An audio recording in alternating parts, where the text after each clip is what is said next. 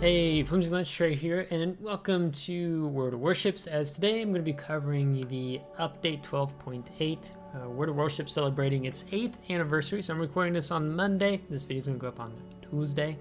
So that means that technically tomorrow, in the early hours of Wednesday morning or Wednesday afternoon, depending on where you are. For me, it's going to be Wednesday afternoon. The game is going to be unavailable. The server will be unavailable while the update is being installed. At least it's being for the NA server. Okay, so let's go ahead and dive right into this. I've not looked at it. I have no clue what's all in here besides the anniversary event, which is probably what most people are going to be really looking forward to. So they have the World Warships 8th anniversary, Airship, Escort, and random battles. Wargaming, you're so brilliant. You knew exactly what to do with that game mode. You know, players weren't playing it and enjoying it because it was its own separate battle type, own separate game mode where you could take your brawling ships and go into that. Now it's just the roll of the dice. Maybe they get it in random battles. So I think that's a big fail. I've talked about it, but I think it was much better off being in its own battle type. Let me know in the comments your thoughts on that. We'll talk more about it. The Dockyard continues, Battle Pass, we'll see what's in the new Battle Pass. Spanish cruisers come out of early access, which is good. So if you've been working on maybe putting a lot of XP on the tier 7, getting ready to buy the tier 8, that will be happening soon. Brawls, YouTube membership, bounty hunt, improvements, various improvements and changes, balance changes, content additions and changes, other changes and improvements. I feel like they could just put all 4 of these into one, because literally every one of them is changes. So we'll see. There's a video there, so if you want to watch that, you can do that. I'm not going to do it, so I don't have to worry about copyright stuff. But 8th anniversary, which has been a bit of a rocky start when Wargaming was talking about this just over a month ago. So they've settled down. We'll talk about that, and we corrected some things. And anyhow. Let's see, designer's table, so looks like we get a little bit of a temporary battle ports. Interesting. Let's see, so basically if you're new to World of Warships, every anniversary event, if you have a tier 5 ship or higher, you get certain rewards from it in the game, and you can receive several rewards at once, all within the same battle. So they're going to talk a little bit. They've changed it up this year, how they've done it from past years. Last several years, it's been just a straight reward. You play a tier 8 ship, you got coal. If you played a tier 9, you got steel. And then you played one tier 10 ship, you'd get a super ship. Okay, now they've changed it this year. It's into festive tokens. More tokens in the game, so more ways of being confused about how this works. So now for tier 5 through tier 7 ships, you get 30 festive tokens. For tier 8 through tier 9, you get 75 festive tokens. Tier 10 ships and super ships get 200 festive tokens. The reward for completing the free battle pass track is, of course, 1,250 festive tokens. Festive tokens can be exchanged for the following rewards. They've kind of expanded a little bit more, making this event rather than just, hey, this is a thank you for playing the game. We celebrate this anniversary. Play a tier 5 through tier 10 ship, super ship, get a reward. Now they've made it a little bit more. They've added some more layers to it. Okay. So one way is you can save up 2,050 tokens to pick up the tier 8 French light cruiser. Pretty sure it's a light cruiser. It's got 100mm guns. The Bayard. It's a really good tier 8 cruiser. I don't own it. I've just seen a lot of good things about the ship. So you have to save up your tokens, you know, playing the ships right. A single coupon for 50% off of a tier 8 ship that can be obtained for doubloons.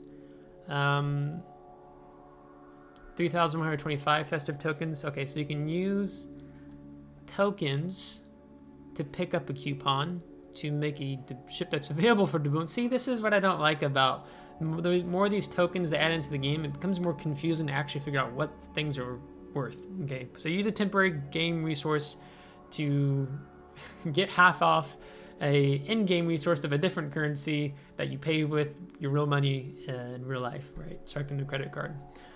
The permanent interdimensional shift camouflage for Zeiton is 1,250 tokens, so I'm assuming that's what this is right here. Up to 7 on a retro wave containers, 500 festive tokens for each.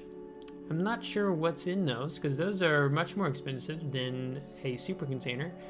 They've made it now with the the super containers.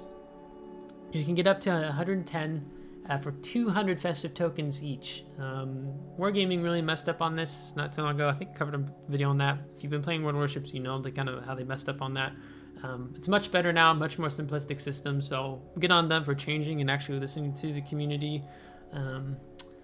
Parallel Worlds patch, 100 festive tokens. Other rewards available for festive tokens include common, special, rare, and economic bonuses, and packs of signals.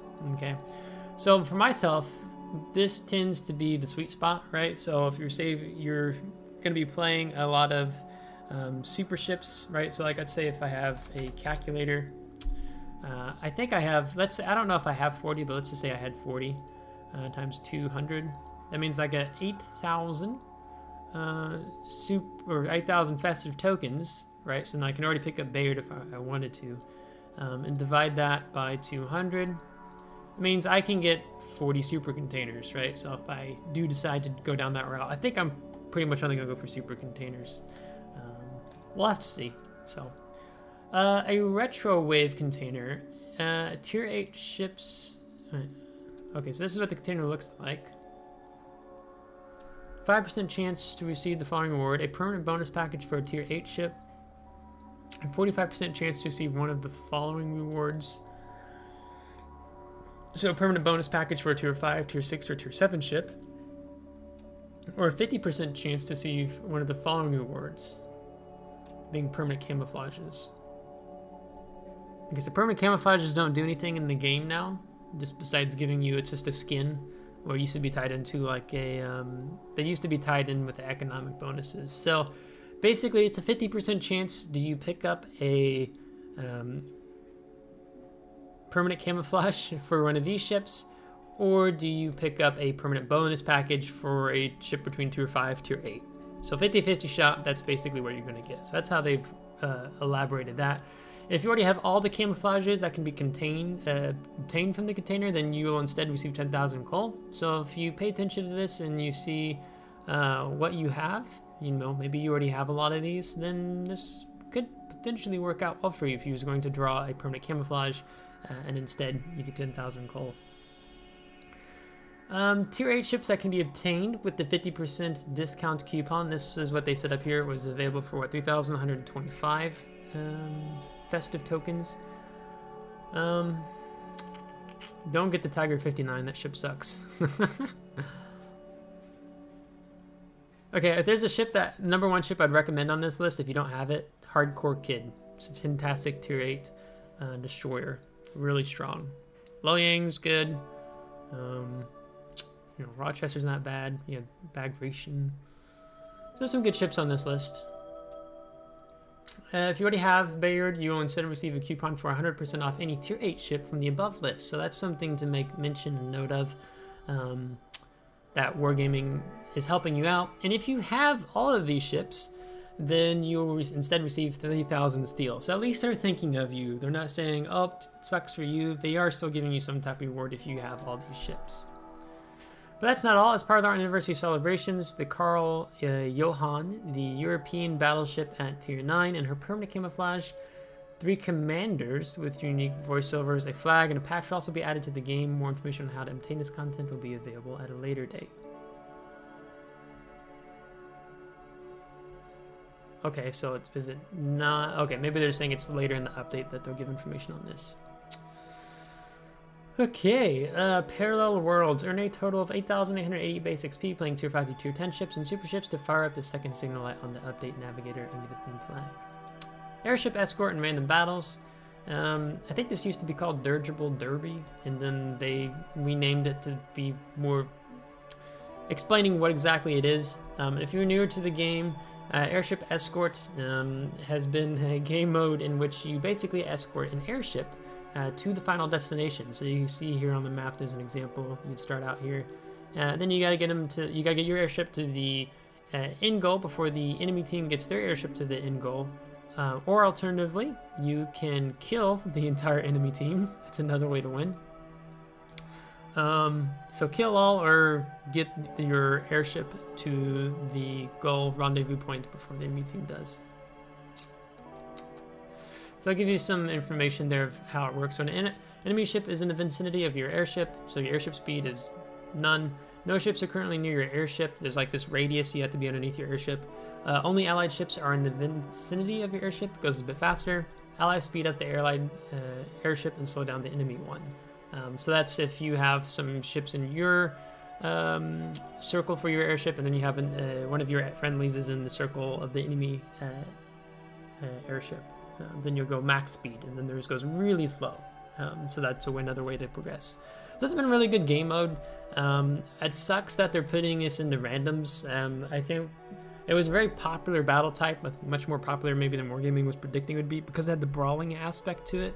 So people would take brawling ships in and they knew what to expect. It was a good time, but now to throw it in randoms battle, you know, you might be playing a non-brawling ship, you know, very fragile ship, and then you get Airship Escort. So kind of, I mean, yeah, it's going to be challenging. You can think of it throw a positive spin on it, but I think overall this is a very poor decision on Wargaming's part.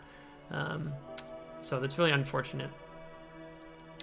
They've made some changes and improvements. The airship route has been changed on the following maps.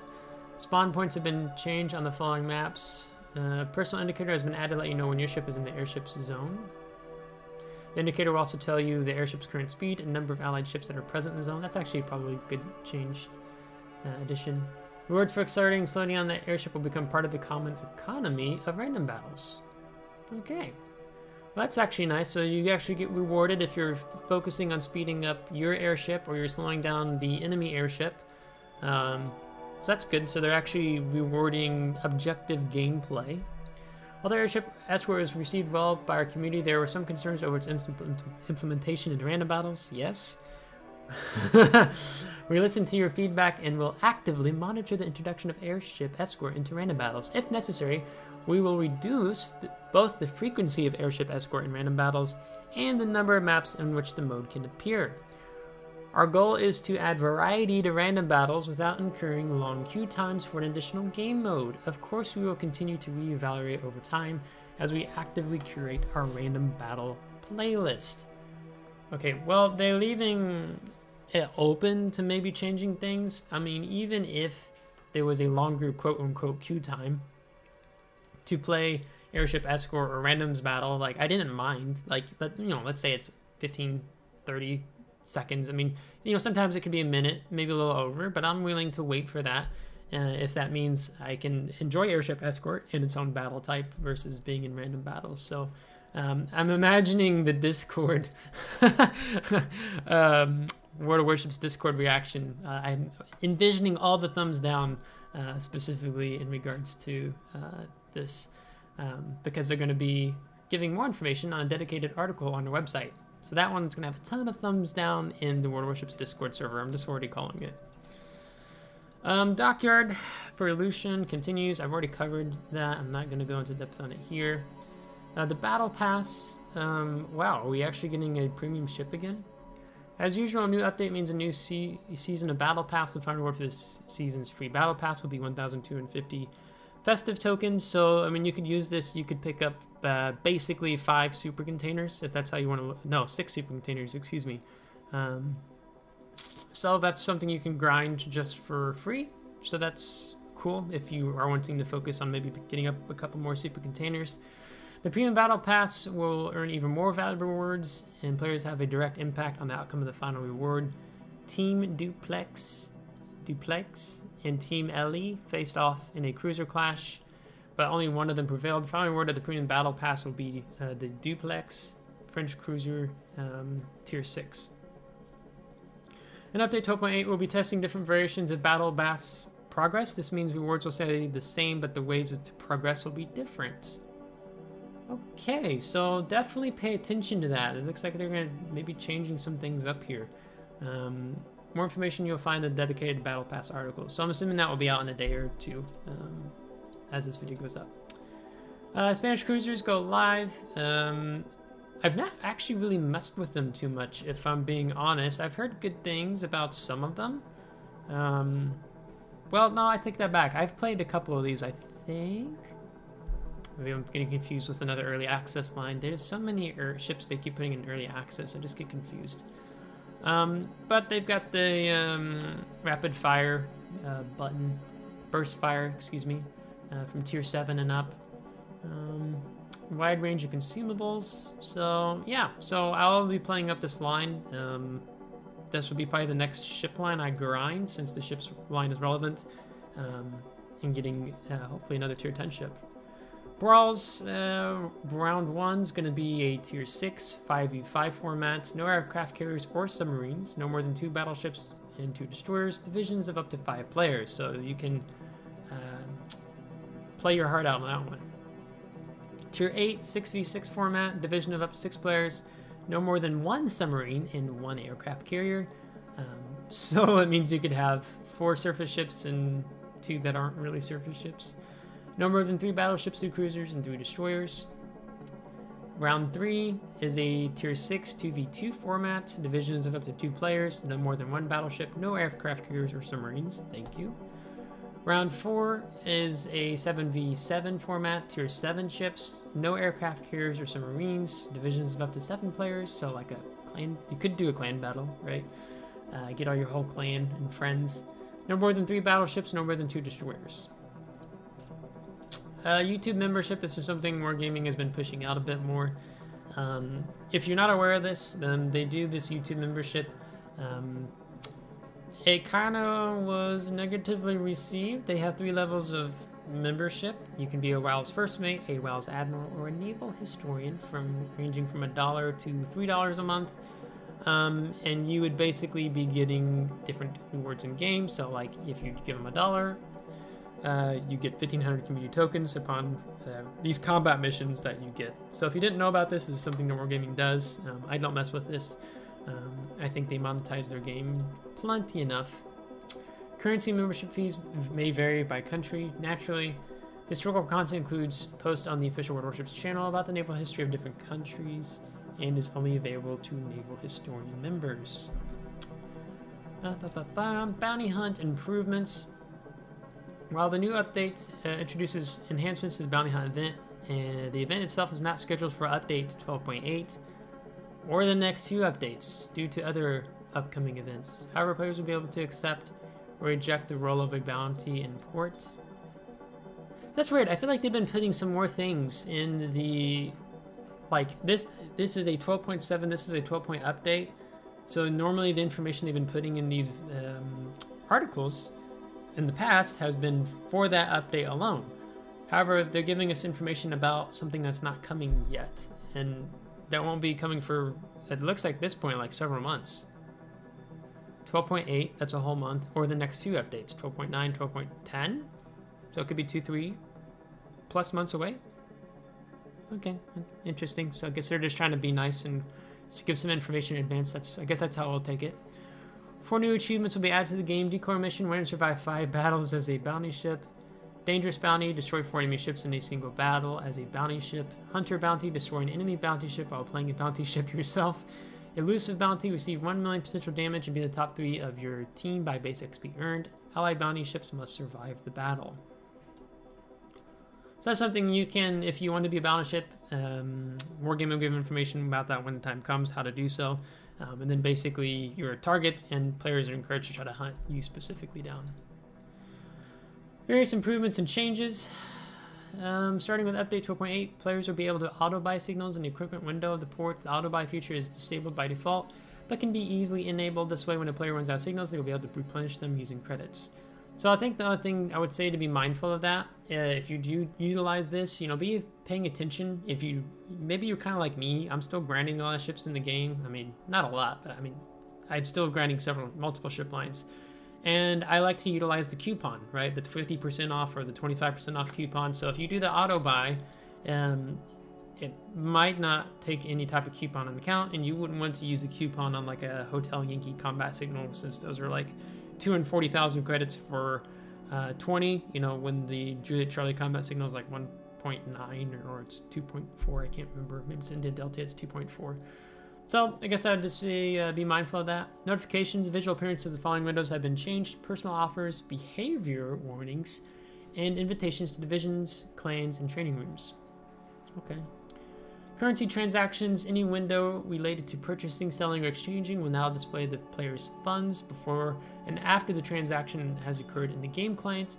All available currencies that can participate in this transaction will be shown as well. Okay. Settings improvements. Players will now be able to change certain settings and continue navigating through, okay, spelling error, through other settings windows without being asked to apply changes for a previous window in which they made changes. Apply changes button now affects all change settings at once. It's kind of like a little tongue tie. Purchase signal. Oh yeah, aren't they changing where you can buy just one signal at a time? Yeah, I forgot about that. That's something new they're doing. Did they mention it here? Signals. Auto buy signals. Disabled by default but easily enabled. Yeah, because you can start buying. Hopefully those in the same. All said and done. So it looks like to accept decline invitation. Training battle. Okay. Balance changes. Secondary guns. Now when firing from secondary guns, the detectability range of the ship can increase if the Okay. Now when firing from secondary guns, the detectability range of the ship can increase if the firing range of the secondary guns exceeds the visibility of the ship. This change will not affect the detectability of ships firing secondary guns from a smoke screen. Okay, hopefully not. Okay, so if you had like secondaries that went 12.5, but your concealment of your ship was 12.1, then your ship would be... Was that an issue, or are they just changing it to something to come? I can't think of a ship in the game that has secondaries longer than its concealment, because Schlieffen's 12.6 concealment, but 12.5 detectability range. Yeah, let me know in the comments if there's a ship in the game right now where the secondary guns are greater than the ship's detectability range. I can't think of one right now. Unless it's some, like, weird build of a ship that's not actually a secondary ship. Huh. Interesting. And content additions and changes. U.S. Naval Institute flag, Embracing Progress flag, Wiki patch, Beyond Horizons patch, Embracing Progress patch, Informatorious Service patch. Retro Futurism themed commanders.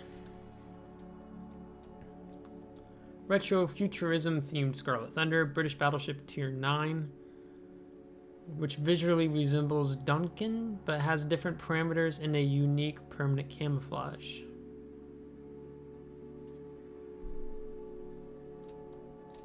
Okay. Retrofuturism themed permanent camouflages for Delny and Preussen, which honestly don't look too bad. Look pretty cool. Some more commanders. Inspired, or was it a patch inspired by Chinese novel Romance of Three Kingdoms?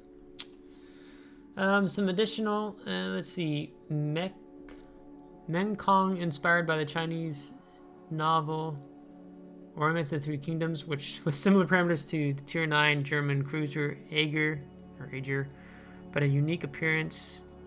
And then Lutron, similar parameters to Lion, but a unique appearance. So basically, this is Wargaming making more premium versions of ships in the game, or even tech tree versions of ships in the game, without actually modeling anything new.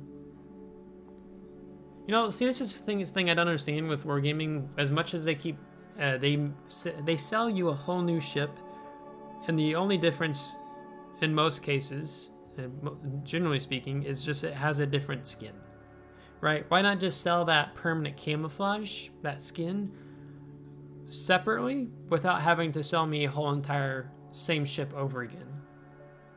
So that's just my thoughts, but the Wargaming won't make as much money, I guess. I don't know. I feel like more people might be willing to buy skins. They've done some other changes, container changes. Starting with update 12.8, the contents of air supply premium containers would be updated.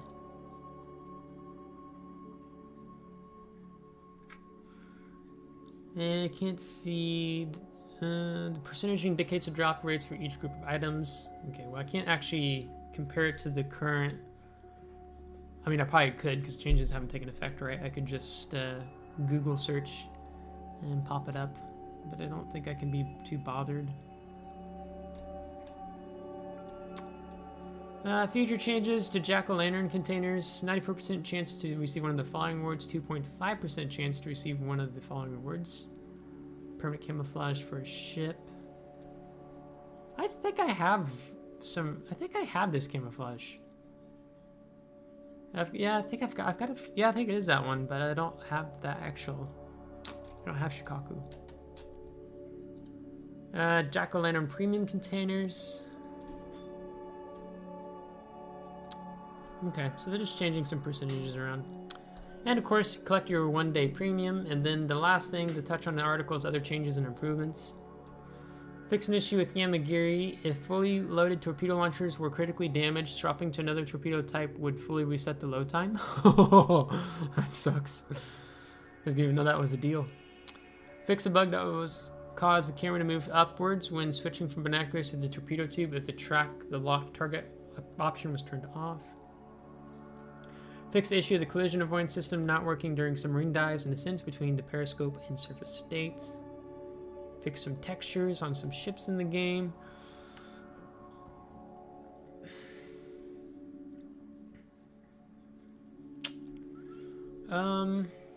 Players can no longer repress the I am ready button when the ship selected in division is more than 2 tiers higher or lower than that of the other division members.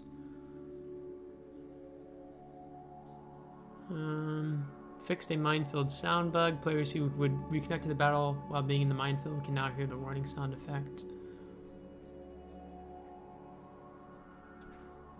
5 epochs of the Navy campaign can now be completed on submarines.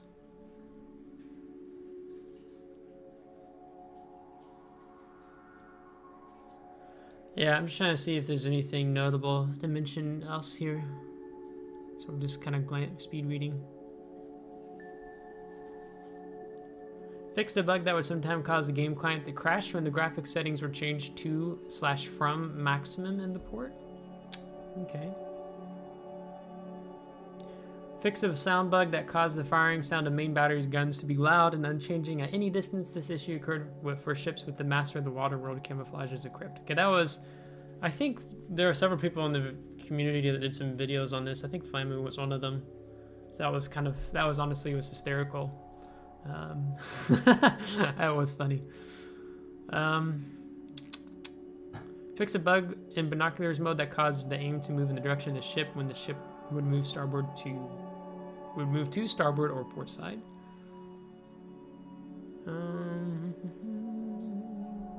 Flooding effects on Grozovoy and the Master of Water World camouflage from Grozovoy. Fix a rare bug that sometimes causes screen to freeze. Okay, well that's pretty much all there, so. Yeah, so I don't know how long this video has been, but hopefully not too long. In general, you know, definitely excited about the World Warships 8th anniversary. I've been spending a lot of time grinding more ships to get more tier 10 ships so I can get more festive tokens now, so I can get more super containers.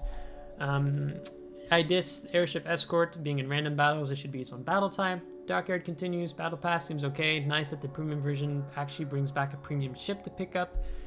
It's been a little while, I feel like, since we've had a premium ship with the premium battle pass, excuse me. Spanish cruisers at early access. Brawls seem decent. Interesting they bring up bounty hunt improvements when that's not coming for several updates still. And then just some changes in the game. So I think the big winner, of course, this update is going to be your World Warships 8th anniversary. You're going to have a lot of players coming back into the game playing. That aren't always regularly playing the game just because they have a lot of ships in port from tier 5 to super ship, and they can get a lot of rewards in the game. So good on Wargaming. I will say that they at least reverted the changes after they said that basically what they did is they nerfed super containers about 60-65%, but they doubled the chance of you pulling a super container. And then they said that one of the reasons they decided for doing this was not to change how the anniversary events and how the system in-game mechanics and game economy, so that they wouldn't have to change altering that. And they did end up, they lied. Next update, they lied and they changed it, but they've fixed that now, because it was like you could get so many amount of super containers for the 200 festive tokens, and after that then the price increased to like 300 or 400 festive tokens per one, meaning that no longer could you just play one tier 10 ship and get your super container. You'd play like basically 2 or 1.5 or whatever to get that. So they reverted that, so good on them, but they shouldn't have messed that up in the first place, and they had a strong reaction from the community. So if you liked today's video, give a thumbs up. If you didn't, give a thumbs down. Subscribe if you do want to see more. If you've already subscribed, I really appreciate it, as we're continuing to grow here with the FLT community. Let me know your thoughts on this new update, if there's something really exciting you're looking forward to, or something that you're not too fond of. So until next time, take care.